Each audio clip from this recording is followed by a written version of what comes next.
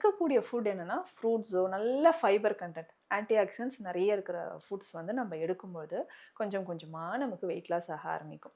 இதில ஸ்பெஷலாவே நம்ம குடுக்குறது டீடாக்ஸ் ட்ரிங்க் அப்படின்னு சொன்னேன். இதில வந்து ஒரு 20 மோர் தென் 20 ஹெர்ப்ஸ் ஆட் பண்ணியிருக்கோம்.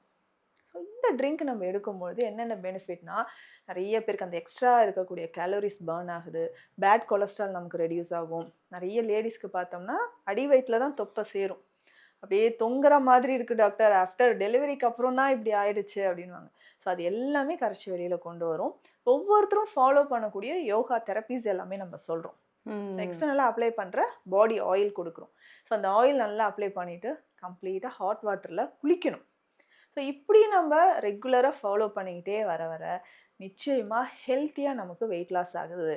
இப்போ லேடீஸ்க்கு வந்து ஆஃப்டர் டெலிவரிக்கு அப்புறம் இந்த மாரி வெயிட் கெயின் ஆயிருக்கா? அது ரெட்யூஸ் பண்றது எப்படி? ஸோ டீனேஜ்ல இருக்கிறவங்களுக்கே இப்போ நெறைய பேருக்கு அப்படியே ஒபீஸ் ஆயிடுறாங்க. ஸோ அவங்களுக்கு எந்த மாதிரி ஹெல்த்தியாவும் குடுக்கணும், வெயிட் லாஸ் ஆகணும்.